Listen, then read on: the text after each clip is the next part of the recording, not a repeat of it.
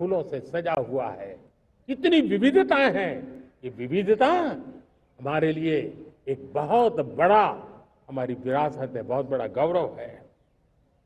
हमने प्रयागराज के महाकुंभ में देखा भारत की विविधता को कैसे जिया जाता है। एक स्थान पर करोड़ों लोग, एक ही भाव, एक ही प्राण, एक ही प्रयास, दुनिया के लिए बहुत बड़ा अजूबा है। महाकुंभ की वो सफलता भारत की एकता की, भारत के सामर्थ्य की दुहाई देती है।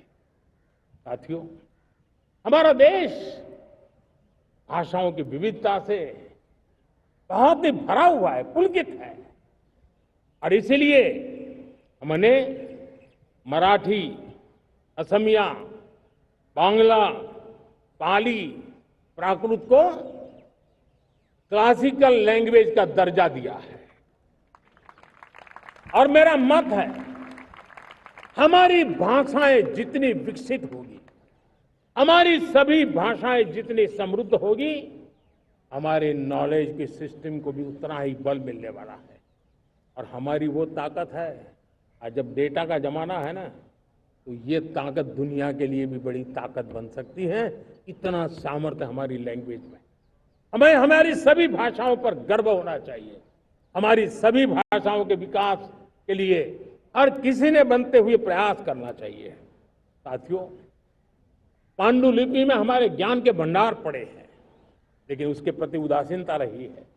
इस बार हमने ज्ञान भारतम योजना के तहत देश भर में जहां भी हस्तलिखित ग्रंथ है, जहां पांडुलिपियां हैं, सदियों पुराने जो दस्तावेज हैं, उनको खोज खोज करके आज की टेक्नोलॉजी का उपयोग करते हुए उस ज्ञान की समृद्धि को आने वाली पीढ़ियों के लिए काम आए, उस दिशा में काम कर रहे हैं। मेरे प्यारे देशवासियों, हमारा स्पष्ट मत है, यह देश सिर्फ सरकारें नहीं बनाती है, ये देश राज सत्ता पर विराजमान लोग ही नहीं बनाते हैं, ये देश शासन की धुरा संभालने वाले नहीं बनाते हैं। ये देश बनता है कोटि कोटि जनों के पुरुषार्थ से, ऋषियों के, मुनियों से, वैज्ञानिकों के, शिक्षकों के, किसानों के, जवानों के, सेना के, मजदूरों के, हर किसी के प्रयास से देश बनता है।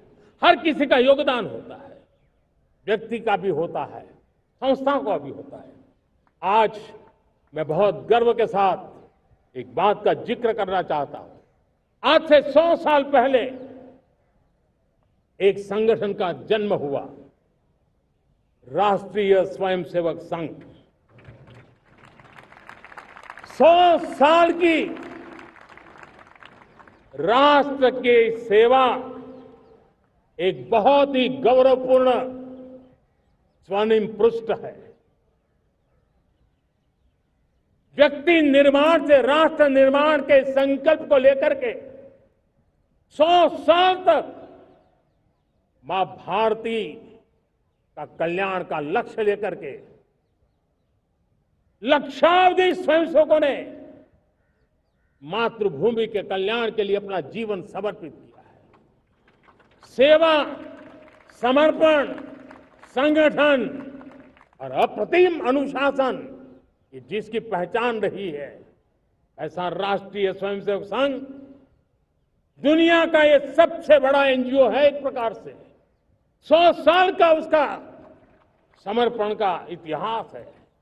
आज लाल किले की प्राचीर से 100 साल की इस राष्ट्र सेवा की यात्रा में योगदान करने वाले सभी स्वयंसेवकों को आदरपूर्वक स्मरण करता हूं और देश गर्व करता है राष्ट्रीय स्वयंसेवक संघ की इस 100 साल की भव्य समर्पित यात्रा को, और हमें प्रेरणा देता रहेगा। मेरे प्यारे देशवासियों, हम समृद्धि की ओर जा रहे हैं, लेकिन समृद्धि का रास्ता सुरक्षा से गुजरता है। पिछले 11 वर्षों में राष्ट्र सुरक्षा, राष्ट्र रक्षा, राष्ट्र के नागरिकों की रक्षा इन सभी मोर्चों पर हमने पूरे समर्पण भाव से काम किया है। हम बदलाव लाने में सफल हुए हैं।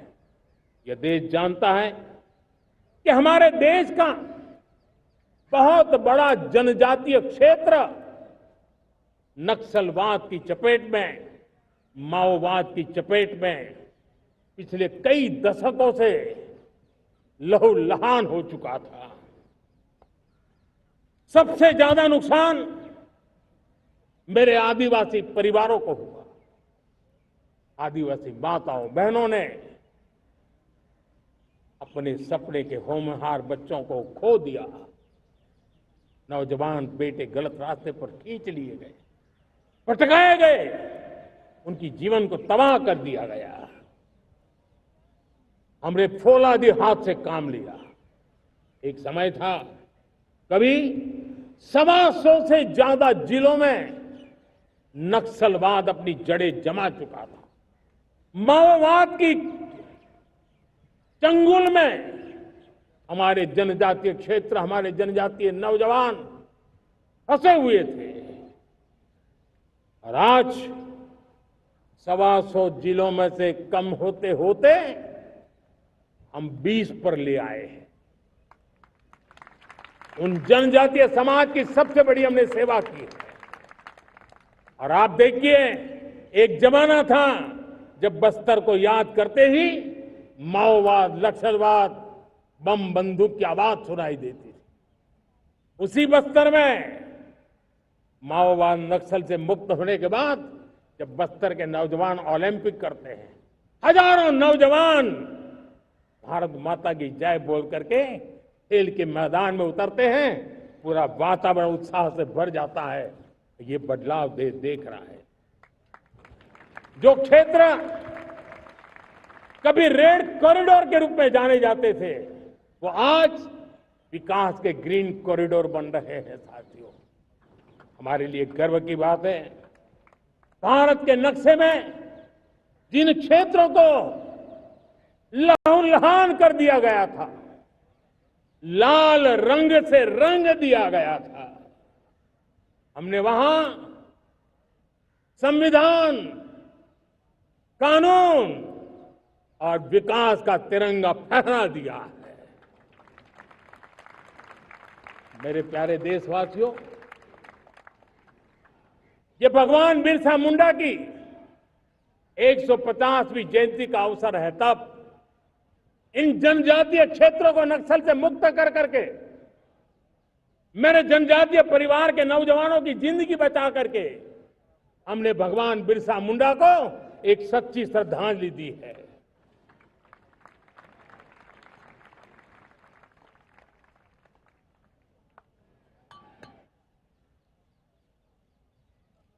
मेरे प्यारे देशवासियों, मैं आज देश के सामने